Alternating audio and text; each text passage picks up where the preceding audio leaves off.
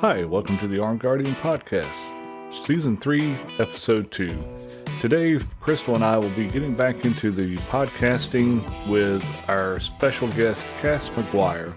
She is a domestic violence survivor, a firearms and martial arts instructor. We're going to talk to her today in promotion of domestic violence awareness, which was for the month of October, but we were unable to make things happen before the end of the month, so we're going ahead and posting this as a domestic violence awareness episode, and we'll talk to her about her own personal story that she was involved in and her new book that she has authored called Water Cure, and it's a story about her encounter with domestic violence.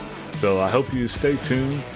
We'll be getting back into more episodes, not like we were before just yet, but we're going to start releasing more episodes and looking forward to reconnecting with our listeners that we have. Stay tuned, and here we go. Hi, welcome to the Armed Guardian Podcast. I'm your host, Brian, here with our co-host, Crystal, and our guest today is Cass McGuire. She is a domestic violence survivor. She's also a firearms instructor, martial arts instructor, advocate for domestic violence, and she's also a up-and-coming new author. She's got a book that's coming out end of this month, and she's here to kind of talk about it, promote it, tell a little bit of her story. And with this being October, being Domestic Violence Awareness Month, that's what the topic of today is, domestic violence. And I wanted to bring her on. She's got an amazing story. I'm started following her whenever I got into firearms instruction, trying to look for other instructors to kind of follow a little bit, pick up some of the things, that camaraderie that we try to look for. And I fell across her and saw some of her early stories and videos that she had posted, and it was just something that I said, before I got the podcast going, it was something that I was very adamant about trying to pursue or to push awareness. And now that I've got the podcast going, I figured this would be a perfect time. And this has been a work in progress with Cass and I. It's taken a little over a year. Of course, I took last year off for personal reasons, but I've been trying to get her on, and today is the big day. We've got her on. So Cass, if you want to do an introduction to yourself, tell us a little about who Cass McGuire is and what you do. Of course. Yeah. Like you said, my name's Cass McGuire. I am a martial arts instructor mostly nowadays. I just had a baby a year ago, so I haven't gotten to go to the range nearly as much as I wish to. And I've been working on my book, Water Cure, that's out on Halloween. I got into the social media aspect in 2020 after trying to kind of figure out how to relive again after surviving 13 years of domestic violence. It really started off fairly small, and I was just on Instagram, and I would write like little quotes.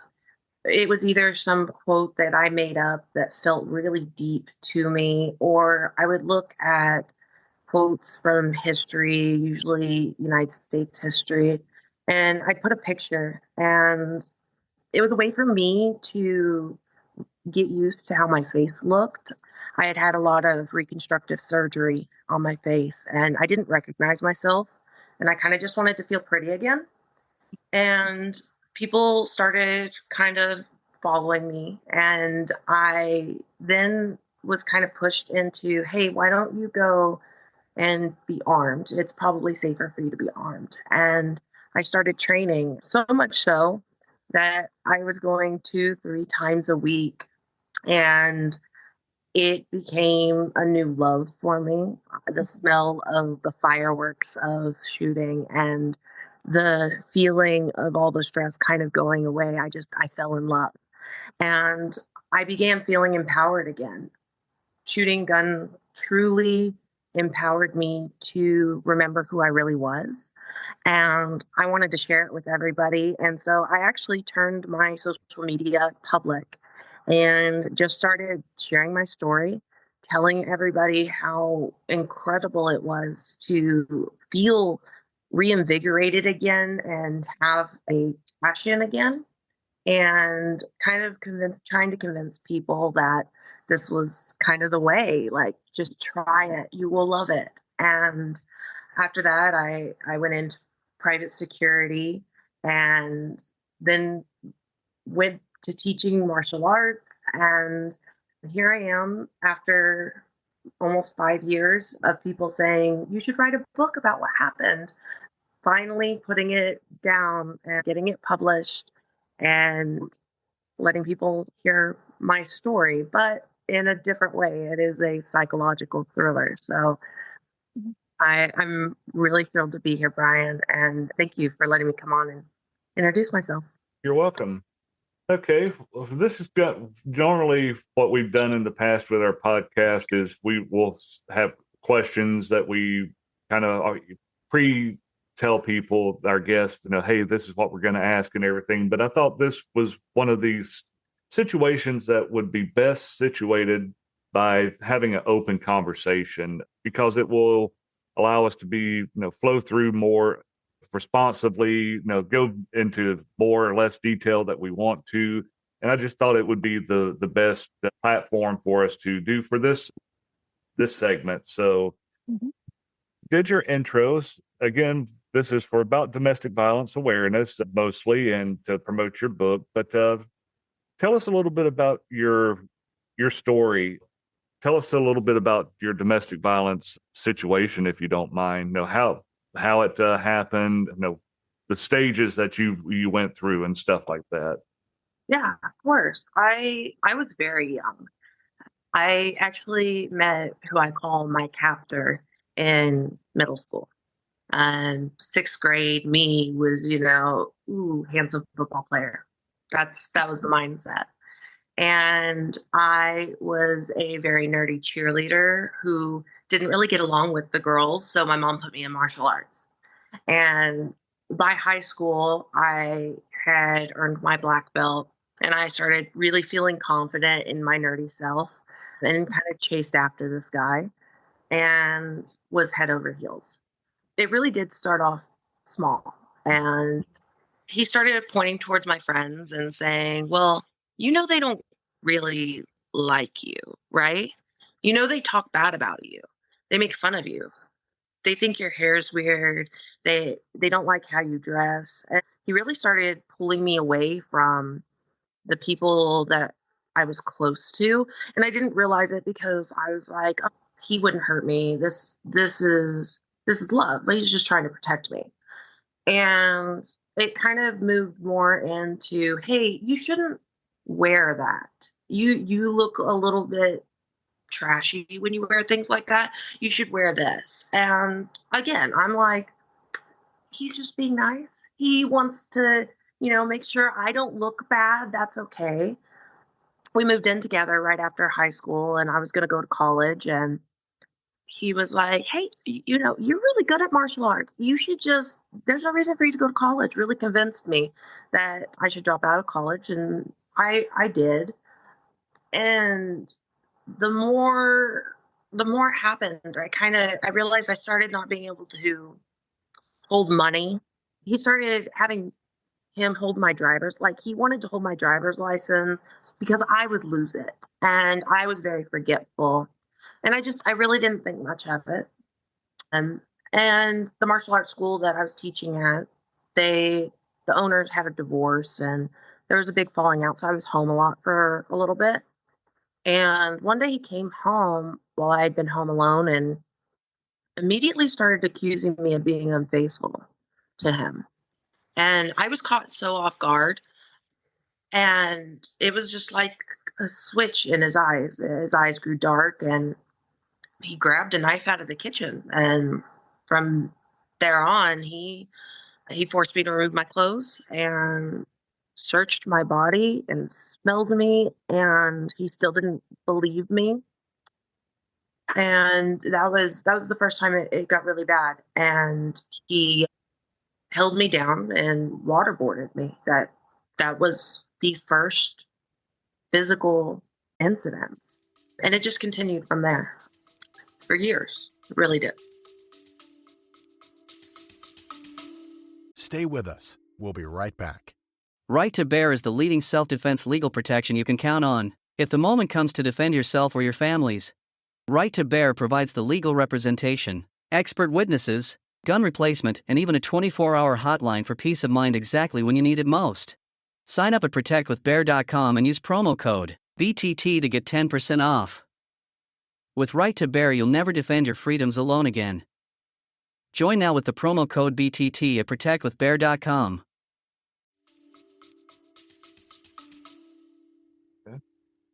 So they really gaslighted you into believing a lot of the stuff. And that's from what I've seen in my career interactions, that's a big thing that happens with people in domestic violence situations. They get gaslighted, they get taught, get the thought in their head that, they're not worth it. Nobody else would be interested in them and stuff like that. And that's some of the things that I think really step up and people need to be aware of. And Crystal and I were in the pre-recording, a lot of people, why don't you just leave? It's not that bad, and stuff like that. And they really can't understand it if they haven't been in it or know somebody that has been in a situation like that. They just can't wrap their head around, why you just can't leave, why you just can't call for help and stuff like that. Yeah, a lot of times they'll either downplay it or they'll blame the victim. I've heard people say, well, if you didn't like it, you wouldn't be there. You wouldn't let it happen. You would just leave. But you don't know the person's circumstances. It could be financial. It could be fair. I mean, in my situation, I had to worry about my children being killed. So, and he would have done it. It wasn't one of those things where, oh, he's just talking. This was a very dangerous individual. So it's not always easy to leave. And for many situations where a woman, and it does happen to men too, don't get me wrong, men do have domestic violence as well, maybe not as much as women, but there are those cases where men are also victims. And that's a situation where when they do leave, there's a very high possibility that they are killed. Mm-hmm. So it becomes a lot more dangerous when they do leave. So we always have to take a lot of different things in consideration and why somebody is doesn't want to leave or can't leave. Right. Another thing, what we were talking about earlier was like in my situation, when I was strangled, and if it wasn't for my daughter walking in on it and seeing me there, he would have finished me off. I would not be here right now. And when the police arrived on scene, they told me that they were going to put my children in DCF care, and then I was going to go to jail. And so was the attacker. So what incentive is that to a victim to call for help if you think your children are going to be taken away from you and you're going to go to jail when you're a victim? Mm-hmm. So there's a lot of things. Our system is seriously flawed, I can tell you that, when it comes to situations like this. And like you were saying about your case, Mm-hmm. I don't know about how it is today, but this was a very long time ago, of what kind of training, education they're giving to the officers on scene. Right. Yeah, it's not like I know in Florida, the jurisdiction that I was in, towards the end of my career with the agency I was at, they started the judicial circuit started a victims awareness advocate that would respond out for certain calls to try to, if there was an arrest, to try to intervene, or if there is a victim that was injured, or something that the officer, that again goes back to the officer's discretion, that the officer felt that if somebody else needed to intervene that maybe had a little bit more training, a little bit more ways to handle a situation. And that's something that I think I've seen it grow in the good factor. A lot more officers are getting better training. Is it the best or is it sufficient? Not by any means, but at least it's a start. Advocating for laws for domestic violence. That's another thing. The laws have changed. I know before people, you couldn't figure out who it was, or they were contradicting each other. Well, arrest both of them and let the courts settle. Yeah. Now I know in Florida, before I left, they had passed a law where if you could identify a primary aggressor, you made that arrest. You were mandated to make that arrest. Right.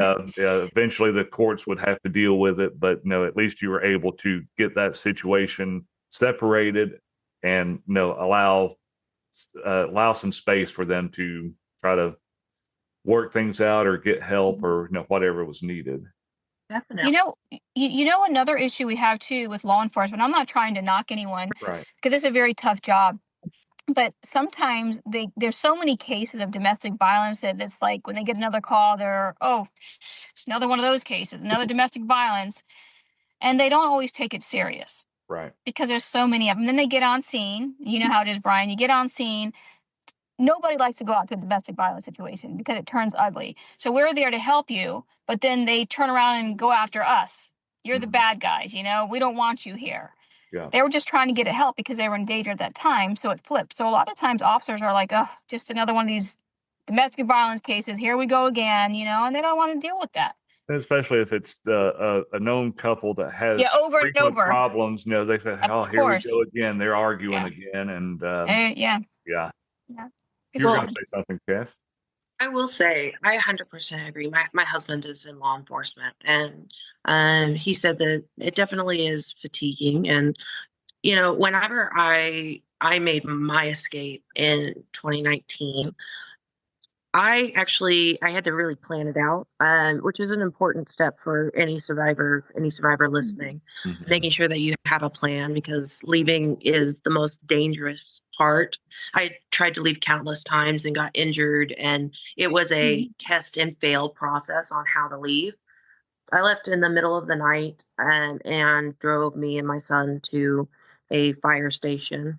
And when an officer showed up at the fire station, his immediate tonality was, "Oh, what now?" And and the firefighters had to step between the officer and me and say, "Hey, this woman needs help." Or they started really working and finding me a place to go. With that being said, as court kind of went through, the officer never made a police report. Essentially, because I had left with no wounds or visible injuries, no police report was made. I was able to obtain a victim protection order, an EVPO, and it took my sense of justice was it taking him not showing for um a a child a child hearing for custody of the child and him being in jail and him calling and begging to be let out of jail and me saying, if you sign your rights over, I'll drop I'll we can let things go. And he said, will I ever have to pay any money to you? And I said, no. And as if my child was nothing more than a transaction, he signed his rights away. A bargaining chip. Yeah. But the system definitely failed in many ways. And even my attorney was like, unless the state were to somehow press charges, we would have to take this to a civil court case. There, even though you have, because I saved photos. I wrote myself emails and sent them to my son's tablet and in like parental lock mode. I had everything, photos, text messages for 3 years of him threatening to kill me and saying, "Oh, I just barely stabbed you," like things like that. Like I had every bit of evidence because while I was going through it, it was during the Brett Kavanaugh stuff that was going on. And I remember like listening to all these like political news stories and I'm like, wow, I don't know what to believe. So I thought if I'm going to leave, I have to have proof because I didn't know whether to believe some people who were coming out against these politicians. So who would believe me, And to then have all this evidence and go to my attorney and then say, "I'm sorry, the state failed you. There's nothing we can do unless you want to press civil charges." That was rough for me. It was a good thing you were going, not, there's never a good thing that you were going through, but you had stuff that you can build evidence. Well, I remember when I was going through it, I had a little voice recorder and I would try and record stuff that he would say. And I was told that was going to be used against me because I was taking away his rights by not informing him that I was recording him. No, I'm violating his rights. I'm like, I'm violating his rights because I'm recording him saying he's going to kill me, kill my children. Mm-hmm. Yeah. And they're like, you can't record that somebody else without their knowledge. So you have to let them know, hey, by the way, is it okay if I record you threatening my life and my children's life? Yeah. He's going to definitely say no. Luckily, in Oklahoma, you don't have to have permission to secretly record anything. But I will say the one time I was caught recording was whenever I wound up with my facial reconstruction because he saw me recording, grabbed the phone, and I grabbed my son's car seat and I started running to a hospital that was like across the street. He grabbed me in front of the hospital. There's people like everywhere. They don't care. Yeah, he punches me in the face. My jaw splits. And he said, and like I was bleeding. And he was like, tell them the Oklahoma wind made the car door hit it. Go get yourself fixed up. And I mean, I did. I was like, okay, I guess that's what I'm going to do. So it's easy. Yeah. So, from your domestic violence situation, how did it transform you, or how has it transformed you into your firearms training and martial arts training? Has it kind of fueled you to empower women or people in general? How's it helped you, or what's your goal in your training methods that you have using this? Well, I think a part of me, because I was teaching martial arts when I first was in the relationship, and I went through it while teaching martial arts. There was a part of me that felt so bad about myself when I was teaching people how to fight at my job and then coming home and not defending myself. Mm-hmm. And then after leaving the situation and getting into firearms and going back into martial arts training, there was kind of this drive in me to teach people that it doesn't matter if you know how to shoot or if you know how to punch and kick. If you don't love yourself enough to use that ability, then you can know all this stuff and never truly protect yourself. And I truly believe that the reason it was so hard on me was I didn't love myself, and I put my faith of loving myself into somebody else rather than love myself purely. And I wasn't mentally strong enough to use the knowledge I had to protect myself. And so now as I teach, I try to not just teach you how to do it, but how your brain mentally needs to be, that state of mind that you need to be in to actually pull a trigger, to actually harm somebody. Because some people, I was one of those people, never really wanted to actually ever harm anybody. Like the thought of me breaking somebody's nose, I would feel bad, you know? And the reality is, if we have to defend ourselves, we have to mentally be prepared, not only for the damage we can cause on other people, but the ramifications of your mental health after that damage is caused, not just the law part of it. Which I know a lot of people preach hey, remember, if you shoot, you have to still go through all these legal things. But the mind of it is also very hard to handle. And I want to help others, if they ever are in a situation to defend themselves, that they mentally are prepared and don't go through as much trauma and PTSD as I did recovering from it. Yeah, that's one of the things that the mental aspect. Now, I've done, and I'm sure we all have done firearms training, and people say, well, I want to get a firearm to protect myself, but I don't know if I can pull the trigger and shoot somebody, whether it's just the fear of injuring somebody, religious beliefs, or whatever. But they want to get this training and just overcoming that aspect, that thought that they have, to prepare them, if they had to, that they could protect themselves.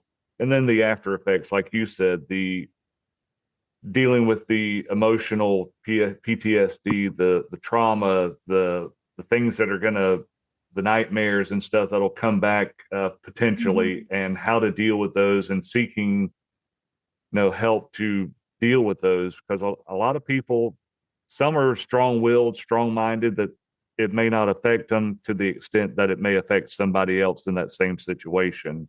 So that's what was one of the things I wish firearms instructors would really delve into whenever they teach, is teach them the basics, teach them the laws for self-defense, but also go into the mental or the after The effects aftermath.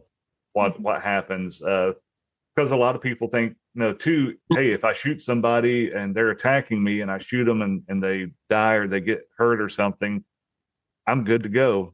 A lot of them don't realize that they're probably going to get detained or handcuffs slapped on them, at least taken down to the station to be interviewed or something, especially if there's a death. And a lot of people, they start, what if that happens to them, they start freezing, they start second guessing, and if they're not aware of how to handle or expect these things, then it can kind of throw them into that severe PTSD aspect of, oh crap, this is not what I thought, and have a problem dealing with it in the end.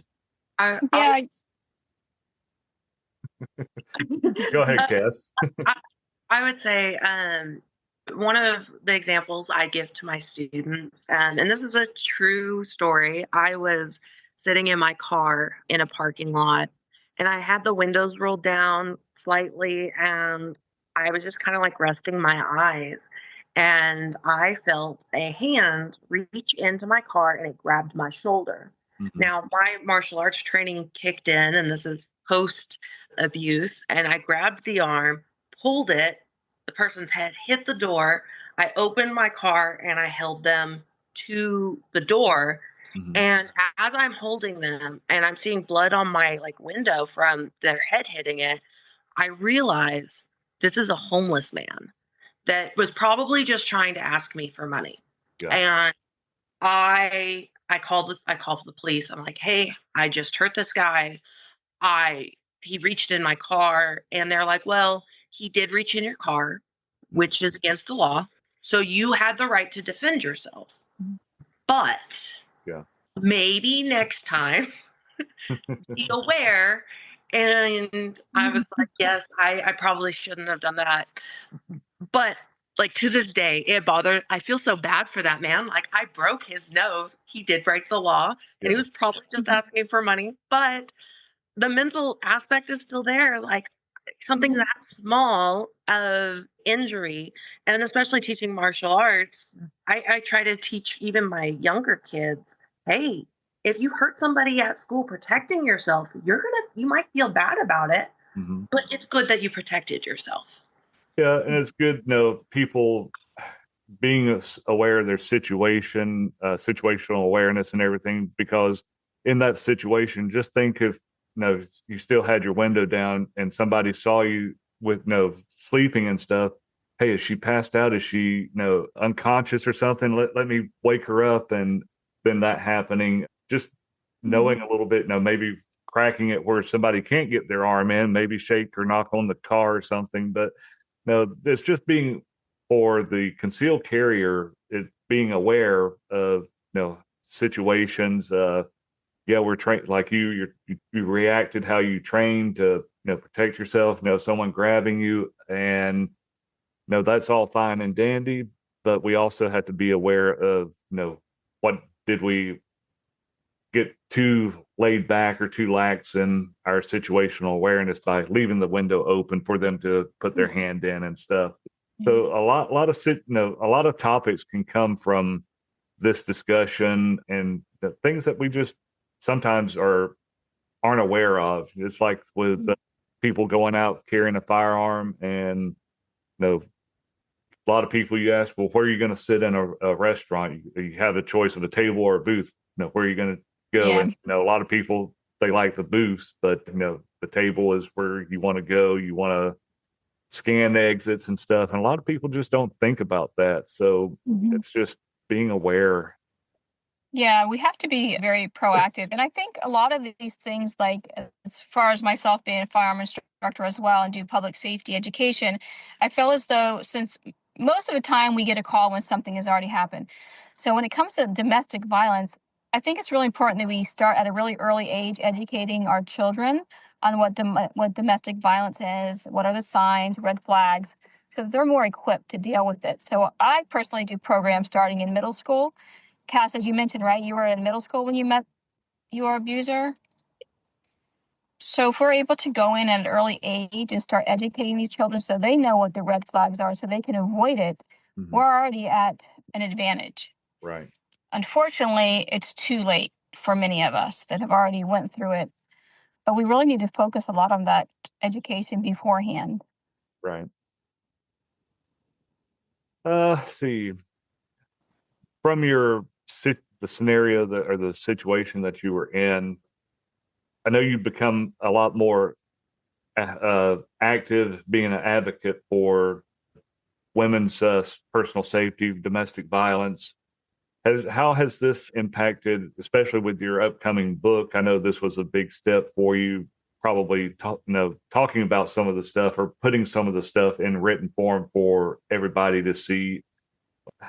What kind of advocacy are you currently doing? Have you talked with law officers, for attorneys? What kind of advocacy have you taken, or have you been led down that path yet? So, for the most part, I've been pretty local in some like personal aspects. I try to, of course, continue social media and promote advocacy nationwide, but here in Oklahoma, we are ranked number one nationally for domestic violence as of this year. And the domestic violence rate against women has increased drastically. We were 3 whenever I was dealing with the situation. What I do is I regularly have free women's self-defense workshops. It's featured on most news channels here in Oklahoma, where women can come in, and it is a fun, interactive class with sprinkles of information. And it is, I make it very humorous and very fun, to where you come away not only feeling empowered because you're able to do some really cool things, but you learn kind of the reality of the situation, of why it's so important to be able to defend yourself, and how to talk to your kids about being safe and protecting themselves from ever winding up in a situation that they would need to defend themselves. On top of that, I do private lessons for women who have recently left the domestic violence shelter. And I help coach women who reach out to me locally on creating plans. About 3 months ago, I had a friend from school who knew me and my captor. And she said, "Hey, Leaf, this is what's going on. And you help?" And I was like, "Sure." So just buckled down and gave her a plan. We walked through a plan, and she made it out with her kids, and he's currently in jail for what he did. That's good. Yeah. Well, that's great. And I know, Crystal, I know you've been through some of it, and I know a little bit about your advocacy, with some of your workshops, your classes that you do. Have you had any, or attempted to have any impact with the judicial, or even with the awareness of in your community, or in the state of Florida? Not in the law enforcement sector per se, but I do more community-wide events or private lessons or discussions. But really, like law enforcement, I'm in the process of developing some sort of a program that we can implement and try and get it out there. In regards to, like we were just saying, about them understanding from a victim's point of view. Because it's a very sensitive, it's just a really touchy thing for the victim. Yeah. It's very hard to deal with and break through to these people and try and get them the help and the resources that they need. So I hope to develop something sooner than later that can be implemented and get them on board. Otherwise, it's just, community events. in public or personal stuff. Okay. Yeah, no, that's kind of where, having been on the law enforcement side and stuff, and knowing a few people personally that have been involved in domestic violence situations, the advocacy for it is, I've done classes.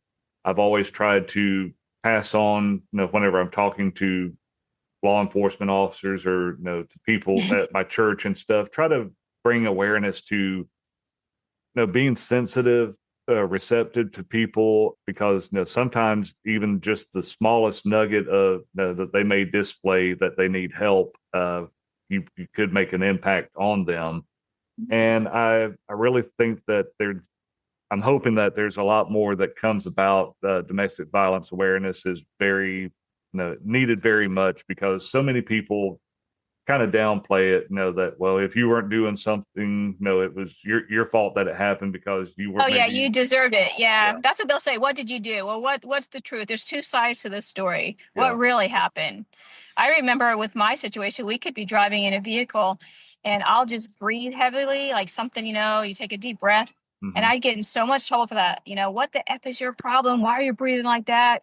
I'm like, I was just breathing. Or if you get a hiccup or something, it was yeah, like, nothing. I'm not mad. Oh, you have an attitude. So yeah, it's just, they get upset about everything. and Yeah. and go ahead, Cass. I 100% understand. And it's those little things. I think for me that just like, I think my mentality eventually got to, okay, you can hit me all you want, but it's those little things really irritating me right now that you're getting mad that I fixed my shirt. Hmm. Like, you're really mad about that. Like, and that's gonna cause you to go off. I would rather it be I dropped a plate and then Yeah. punched than I fixed my shirt. Like, are you serious? Yeah. Yeah, it is those little things. I remember a time when cell phones first came out and he got me a cell phone and I was like, wow, I'm gonna have a cell phone. I was so excited.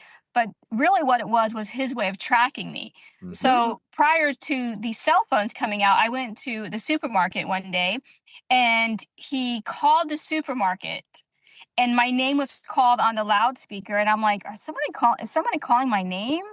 Like, seriously? So I go up and I'm like, I think somebody's paging me. And I said, yeah, you have a phone call. And I get on the phone and it was him. He just wanted to make sure I was actually at the supermarket. Wow. But then when we got the cell phones, I kid you not, I couldn't have been backed out of the house yet. He would make sure, where I was every moment of the day. He would call me and like, where are you? I'm like, I'm just now leaving. 2 minutes later, call me back. And this is when he was at his job.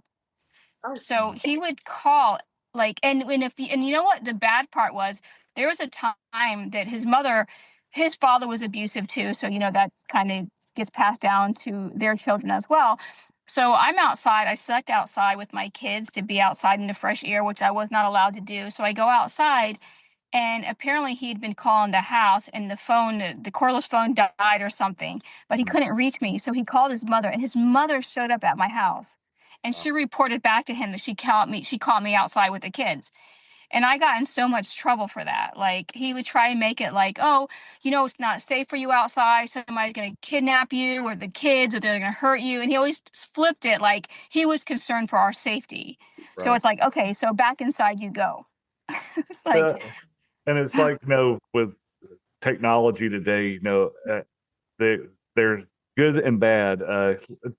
I'm not downplaying Life 360 or any apps yeah, like that for tracking your kids or your family, just for safety purposes, and not right. not the stalkerish side Yeah. of it that some people. But I can see where that can be used for nefarious purposes of Oh, somebody's. yeah. Okay, there.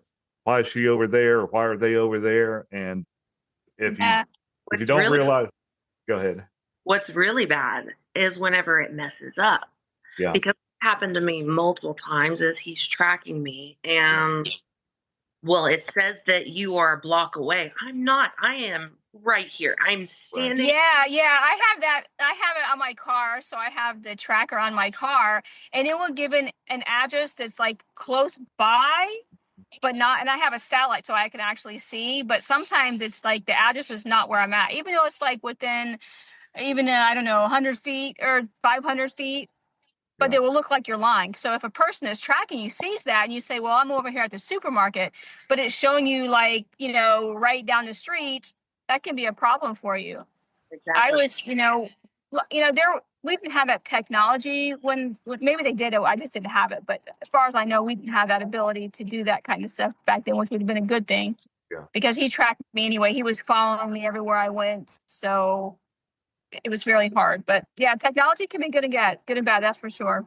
Yeah, and it's, if you, for like a person in domestic violence, if they are allowed to leave to go somewhere, and with technology these days, you've got these little air tags and stuff where people can just put on and you not be aware of it, and they can track you that way to, it's in a domestic violence situation, in a robbery, or, people following to steal from you or attack you.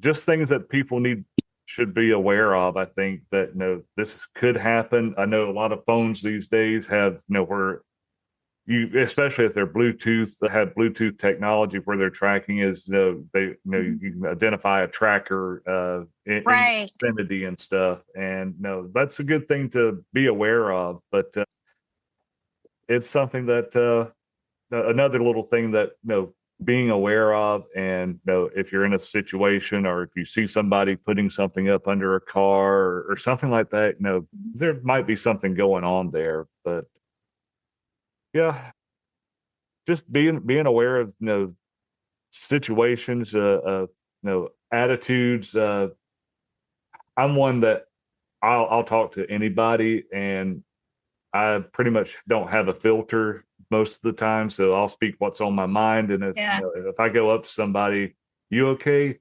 And I get a lot of people, yeah, I'm fine, or yeah, I'm good. Right. And just body language, recognizing body language, because you can't hide your body language. Your body language is something that comes naturally. Yeah, you can mask it a little bit, but it's still going to, deep down, you see the eyes darting, or the head nodding down, or something. Just being aware of the different types of body language of somebody that's in distress. You're right about that, Brian. You know what, too? So, I have the other company, is Safe Hire 360, that we do workplace violence prevention. And part of our program is domestic violence spillover. And we talk about everything you just said about how to identify that person, because a lot of times the workplace is a safe haven for that victim. They have nowhere else to go. But it's also a situation where their attacker, their abuser, knows where they work, and they can be ambushed. So we help, educate the employers on domestic violence. What are the signs? What to do if you suspect, somebody that's working for you is going through that, and in ways that you can help them. Because there are people that really have nobody else they can go to.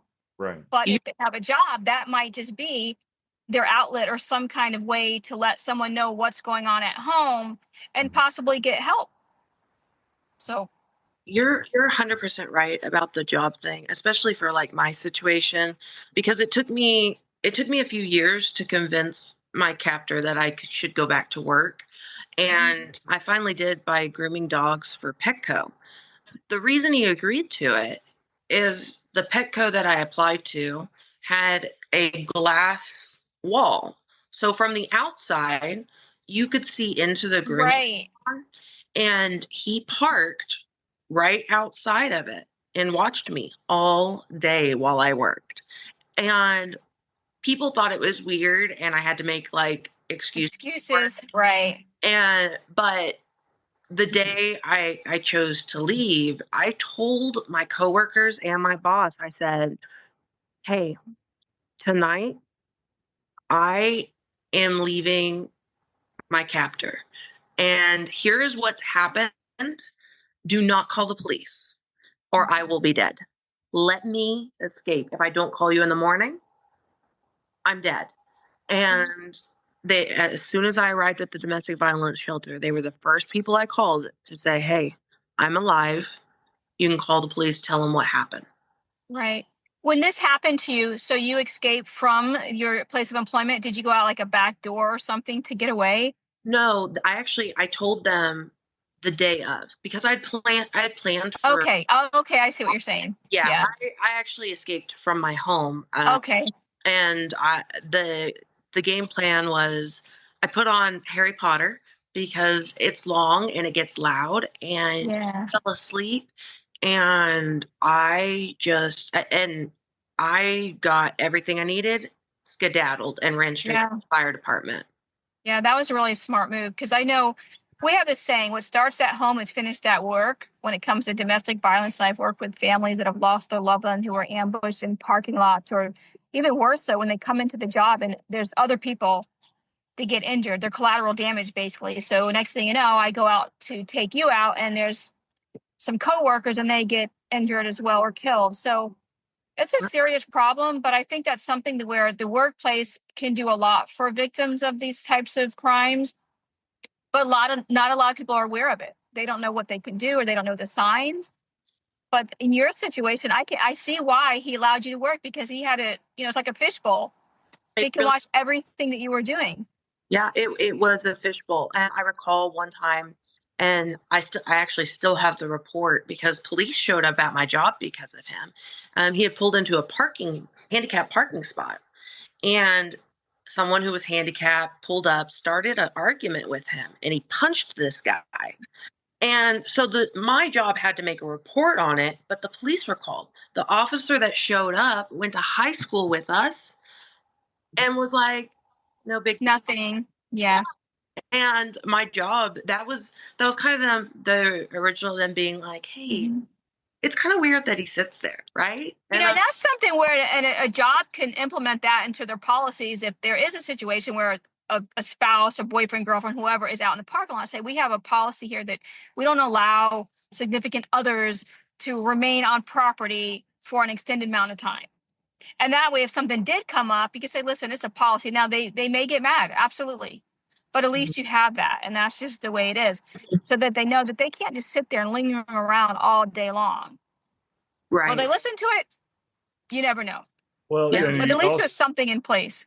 yeah, and you also have to be aware on the employer side. You may have two employees that work office jobs that, they may have a situation going on outside of work, but they play well, I guess is the best way to Mhm. say it, but in front of everybody at work. But that's where the employers need to step up. And if you do have a husband, wife working, to really be aware of some of the Yeah. things that could happen.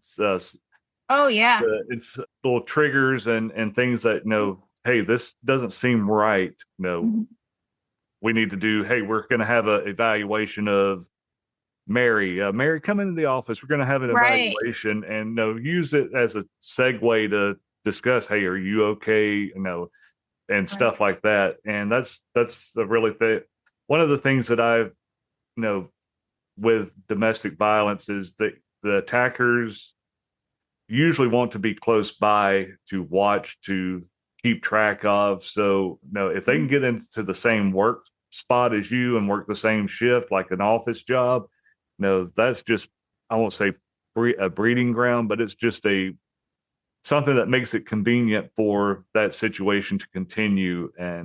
Yeah, And very toxic. yeah. And that goes, like I was saying, about educating the employers on those red flags or the signs that a person's being, in a situation with domestic violence. What are the red flags? You got people that miss work, Mhm. or just they're not there, they're disengaged, or something's not right. And obviously, if it's physical abuse, you might have the physical elements of it. But it's really educating them on what are the signs, and then giving them the tools that they need to address it. Because you can't just come out and say, hey, you look like shit today. You got a black eye, or Yeah. what's your attitude? You're not, your job is slacking. What's going on with you? What's wrong with you? It's in the delivery of the message, and also making sure that they have the resources to handle a situation. Like if they know for a fact that a person is going through domestic violence, what are you going to do about it? Mm. Also, if there's been any arrests made, public records, things that they can search if they suspect that somebody's going to be someone's in that situation. Let me go ahead and do a little record search and see if I can find anything. So there's some things that you can do to try and help the victims. Let's start out with you, Cass. I'll ask you the same thing, Crystal, since you've been in the situation. If you had something or just a couple of things that you wish people would have paid more attention to, that where you were trying to tell people or kind of get somebody's attention that, hey, this is going on, what are some things that you wish people would have recognized and that they didn't or that they missed, that you want to bring out that, hey, people watch for this? Is there anything, Cass? You know, it's weird because I try to think about it, and there's just so many instances that I really tried to reach out for help, and I was just kind of blown off in a way. The majority of the time, it was with law enforcement. Me physically even saying help, Yep. just it didn't really screaming Register. for help didn't register. Yes, but I do recall one time I told a friend, and I said he hit me, and my friend goes, "Well, I can't. I don't want to get involved, and I can't help you.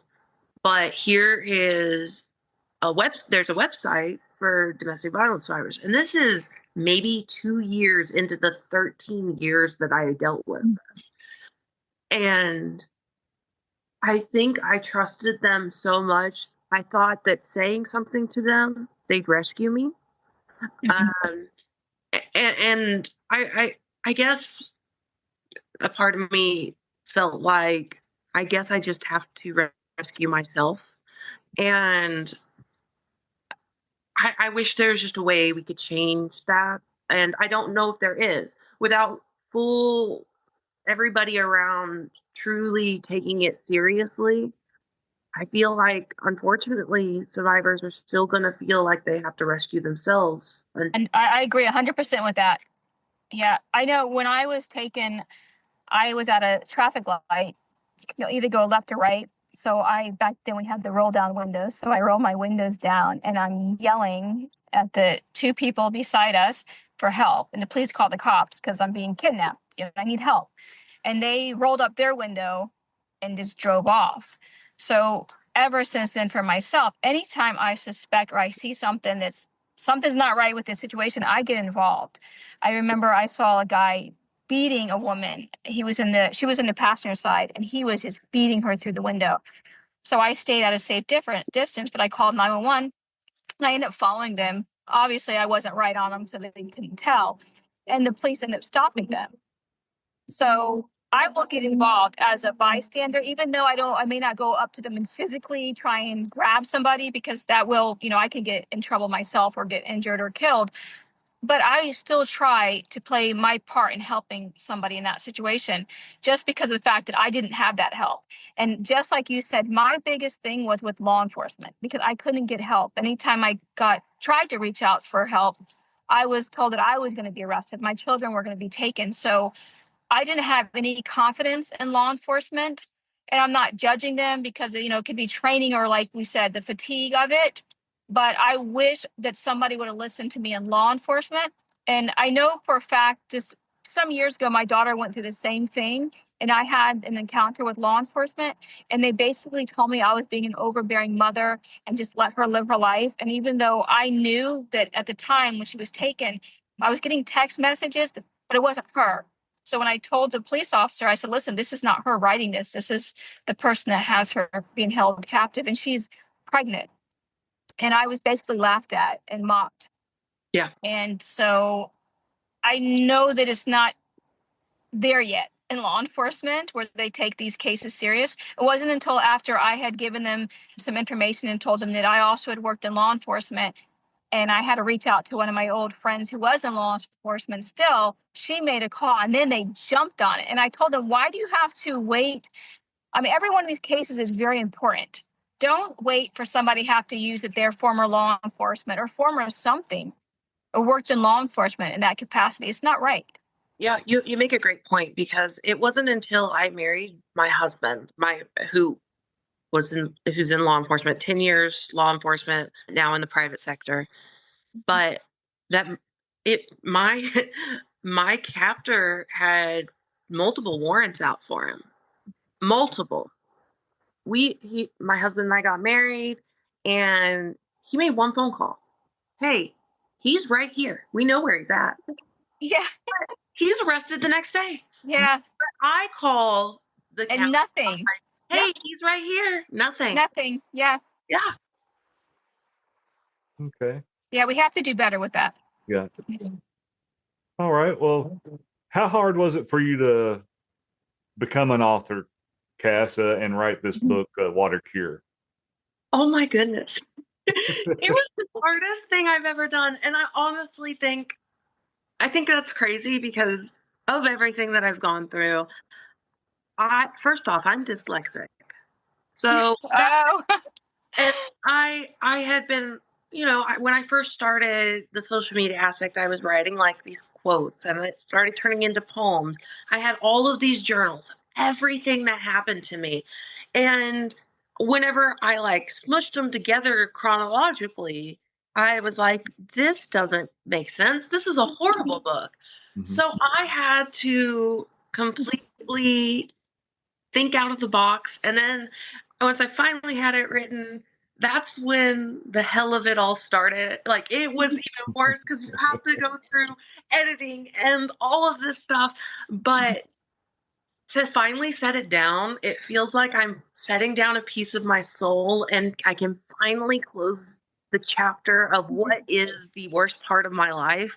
And maybe someone reads it and they're like, oh my gosh, like I know how to help this. Yeah. Yeah. And that's kind of the goal of it. And hopefully it scares a few people too. Well, I think that's I'm one way excited.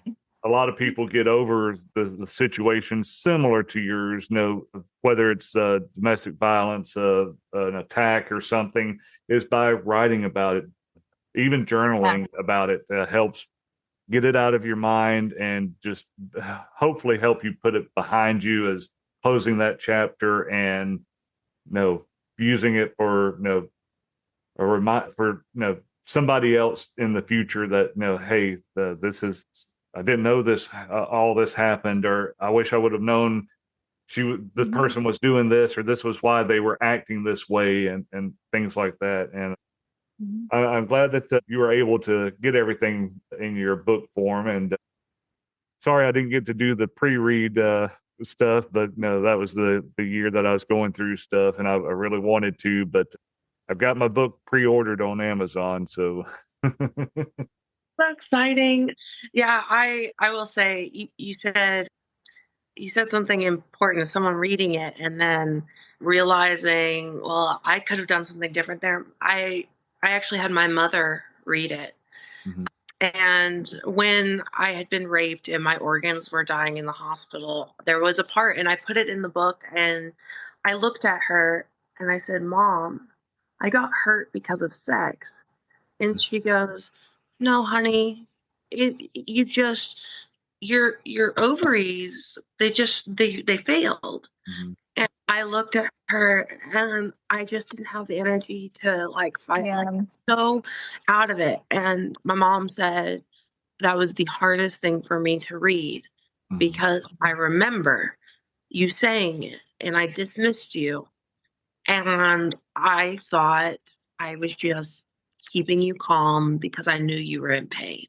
And, getting that out there, and it just it's so relieving. And it is on Amazon, Barnes and Noble, everywhere. The audiobook will be on Audible and iTunes. So I'm thrilled. I'm thrilled to finally let people hear what the horrors are like, but also get to hear an incredible story of love and strength. Yeah. I'm so proud of you, by the way. And I'm going to share it. I'm going to write a LinkedIn thing about our post, and then I'm going to share it so they can go and find your book too. Because, I mean, every day is Domestic Violence Awareness Day. It's not like a month. We don't need just a month. We need it every day. So I'm definitely going to share your story and post it and share it. Yeah. And I do, like I said, I work with mothers that have lost their children to domestic violence. One particular was shot in the parking lot. It was horrible. So it's a good story to share. And I'm very proud of you. Yeah. And if I remember seeing right, it's kind of sparked your interest. You're working on another project coming down the road, aren't you? I got really excited about this one, and my husband's super excited about it. It is going to be a science fiction thriller. So I'm taking my joy that I discovered from writing this book, Water Cure, into this new realm. And it mixes my love of science fiction with government conspiracy and true historical facts. And it is based in the 90s, and we travel with a character named Lydia Gray as she becomes sort of a secret agent to a government that is somewhat underground. Okay. All right. Yeah. That's good. And if I remember, well, I do remember, but part of what, knowing you from, searching up firearms instructors whenever I got started and I started following you, I know 2 years ago you did a article with a friend of mine, Trampus Swanson, on in his magazine, the lifestyles. Shoot, Armed Lifestyle. Armed Lifestyle. Yeah, and he'll kill me because I did an interview with him on his magazine about his magazine, but it's an online magazine. But I encourage people to go check that out as well. I will see if I can find that link to that, and I'll put it in the show notes as well as some other things. And I appreciate you, coming on and talking about this. I think it's something that I feel is never talked about enough. And there's other topics out there that are just as important, but again, with this month being the awareness month that's been given for domestic violence, I thought this would be a real good relaunch video of our podcast to do, and then also help you with bringing awareness to domestic violence, and then promoting your book, which I'm excited that you did, and I'm glad that it's helping you to close that section of your life to a point that things have happened. Crystal, you got anything else you want to add? No, I think it's a great conversation we had that we can go on and on for like a long time because it's such a major problem and issue that so many of us face. But I would love to keep in contact with you. So after we get off here, I'd like to get your website and your book information so I can share it. Okay. All right. Well, on that note, how can people that want to contact you, Cass, what's the best way to reach out to you? There's multiple avenues depending on what you're interested in. If you're looking for my book, you can go to Cass McGuire author on Facebook, or if you're looking for my book and everything else, you can look up Star Snoop Dogg, one word, on all platforms, including YouTube, Instagram, TikTok, Facebook. If you're wanting to connect for a business reason, Cass McGuire on LinkedIn. But those are the best ways to reach me. If you're local in Oklahoma and you just want martial arts classes with me, MMAOK.com. Okay. All right. And of course, we've already talked about where to find your book and everything, and I'll put in some links for that also in the show notes. Anything else you want to close with, Cass?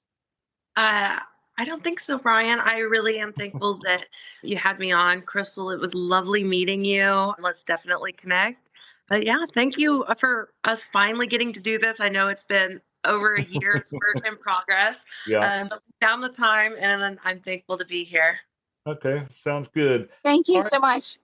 Well, I will have show notes on contact information, books, training, and if you have any questions, feel free to reach out, or if you need anything, some tips, or if you feel you want to talk to somebody, reach out to any of us. You can direct message me on the podcast webpage.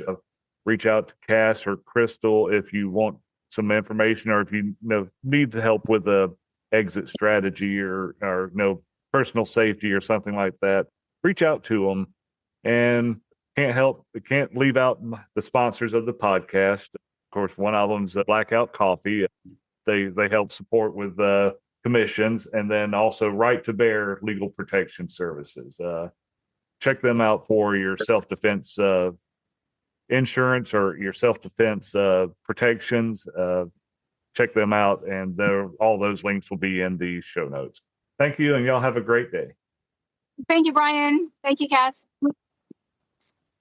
The views and opinions expressed in this podcast are those of the host and the guest and do not necessarily reflect the views and opinions of the podcast publisher, its affiliates, or any other entity. The information contained in this podcast is for entertainment purposes only and should not be construed as medical, legal, or financial advice. The podcast publisher and its affiliates assume no responsibility for any liability, loss, or damage caused by the use of information contained in this podcast. Listeners are advised to consult with a qualified professional before making any decisions based on the information contained in this podcast. Here's some information for if you or someone you know is in a domestic violence situation and needs help. They can call 1-800-799-SAFE. That's 1-800-799-7233, or they can text the word START to 88788, or find more information on domestic violence at www.thehotline.org. Thank you. Hi, this is Brian, host of the Armed Guardian podcast and owner of Blueberry Tactical and Training. While we were looking to find a official drink for both the company and the podcast, we searched for several different types of drinks, and we have come to find Blackout Coffee is a drink that we can put our trust into. It's a coffee with values. It's coffee that's more than just a coffee company. They're a purpose-driven company that acknowledges the people and the traditions that make our country great. They're known for supporting the traditional American values, military, first responders, and hardworking people all across America. Blackout Coffee was founded on the principles of conservative values. The founders believe in the importance of hard work, personal responsibility, family, respect, and traditional American values. So Armed Guardian Podcast and Blueberry Tactical are proud to make Blackout Coffee our official drink for the podcast and our business. So in the link below in our show notes, if you don't mind visiting, check out them. They also have teas and cocos that are available if you prefer those. But check them out. There's a link in the show notes, and there's also a coupon code for 10% off your first order. So check out Blackout Coffee and enjoy their drink.